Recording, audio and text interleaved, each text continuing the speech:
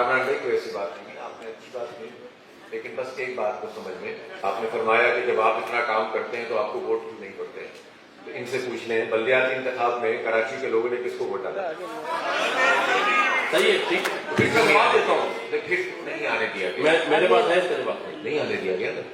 اچھا، اس کا مطلب ہے جب ووٹ ڈال دیتے ہیں لوگ تو لوگوں کی ذمہ داری تو پوری ہو جاتی ہے نا۔ جب آپ ان کی ذمہ داری انہوں نے پوری کر دیا، وہ انہیں کو لیکچر سنائے کہ بھائی آپ یہ کیوں کر رہے ہیں، آپ وہ کیوں کر رہے ہیں، آپ ووٹ ڈال دیا، لوگوں نے نہیں آنے دیا۔ اچھا، جس کو ووٹ نہیں ڈالا، لیکن اس کو 15 قومی اسمبلی کی سیٹیں کراچی سے ملی، جو ایک پولنگ اسٹیشن بھی نہیں جیت سکے، تو دیکھیں جو کچھ بھی ہے، جیسا تیسا بھی ہے، نظام عوام پہ چھوڑو نا۔ اگر عوام ووٹ ڈالتے ہیں تو آپ آئیں، عوام ووٹ نہیں ڈالتے، آپ نہیں آئے، آپ اسٹرگل کرتے رہیں جیسے ہم پہلے کرتے رہے۔ تو بس مسئلہ یہ ہے کہ ہم گودے گڑھ، یعنی وہ کہتے ہیں نا گھوڑے اور گدھے کو ساتھ ملا کر نہیں کر سکتے، ہمیں فکس تو کرنا پڑے گا پرابلم کو۔ یہ کراچی ایسا تھا نا کامران بھائی کہ جس کو لوگ دیکھنے کے لیے آتے تھے، بالکل ایسے ایسے تھا نا، اس سڑکیں دھل رہی ہیں، یہ ہو رہا ہے، ٹرام چل رہی ہے، فلاں ہو رہا ہے، تو پھر کوئی تو رسپانسبل ہوگا نا پچھلے 40 سال میں جس نے کراچی کے ساتھ یہ سلوک کر دیا کہ اب آپ کہہ رہے ہیں کہ مثال بن گیا خدا نہ خاصہ۔ تو اس لیے چیزوں کو مکس اپ نہیں کرنا چاہیے، اور جو باتیں جتنے دکھ کے ساتھ آپ نے کراچی کے بارے میں کہیں، آپ کے جو آپ نہیں تشریف لائے تو میں کر چکا تھا یہ سب باتیں کہ یہ کراچی ہم سب کا کراچی ہے، منی پاکستان ہے، اور یہ کراچی کو ہم آئسولیٹ بھی نہیں کرنا چاہتے، یہ پورا پاکستان ہے۔ تو اس لیے ہم یقیناً سب کے ساتھ مل کر کام کر سکتے ہیں، لیکن پہلے پرابلم کو فکس کرنا پڑے گا کہ رسپانسبل کون ہے، ورنہ پتہ ہی نہیں چل پاتا اور چیزیں آگے بڑھتی چلی جاتی ہیں۔ بہرحال آپ نے جو بات کے لیے میں قدر کرتا ہوں اس کی، آپ کی اچھی باتیں ساری، لیکن یہ ہے کہ اب شہر کے لوگوں کو، ملک کے لوگوں کو چھوڑ دو کہ وہ جس کو چاہتے ہیں لائیں اور جس کو چاہتے ہیں مسترد کر لیں۔ جس کو مسترد کرتے ہیں اس کو لا کر نہیں بٹھانا چاہیے، اور جس کو لانا چاہتے ہیں اس کو آنے دینا چاہیے۔ میرا خیال ہے اچھا خاصا مسئلہ اسی سے حل ہو جائے گا، اور مسئلہ سیاسی ہی ہے، مسئلہ ساری سی اوز مل کر فلنتھروپی کر لیں تو یہ کتنا کنٹریبیوٹ کر سکتے ہیں؟ ہم کر رہے ہیں نا مقابل میں، میں نے بتایا بھی تھا ہم کتنا کنٹریبیوٹ کر سکتے ہیں، لیکن جس کے پاس 3360 ارب روپے کراچی کے ہے پیپلز پارٹی کی گورنمنٹ کے بعد،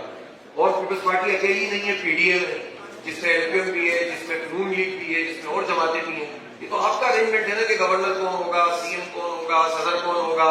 اور 27ویں ترمیم میں ووٹ ڈالیں گے، 26ویں ترمیم میں ووٹ ڈالیں گے، کام کی بات پہ ووٹ نہیں ڈالیں گے، وہ والی ترمیم نہیں آئے گی جس سے شہر کو فائدہ ہو، باقی ساری ترمیم ایکسٹینشن پہ ووٹ ڈالیں گے، امیونٹی پہ ووٹ ڈالیں گے، سارے کام کر لیے۔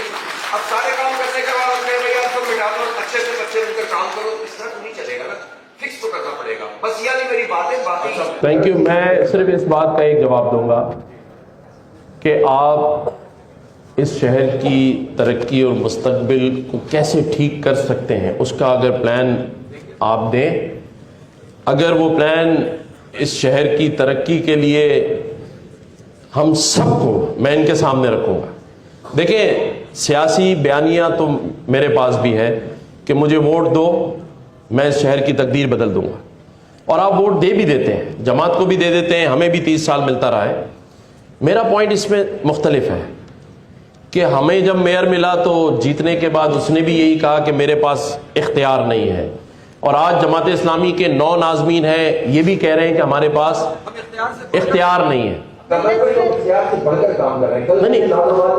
لیکن آپ نے کہا اختیار نہیں ہے، اختیار ہے یا نہیں ہے؟ نہیں، اختیار ہے نہیں ہے، اختیار ہے نہیں ہے، نہیں ہے نا۔ میں یہاں رک جائے، میں صرف یہ کہہ رہا ہوں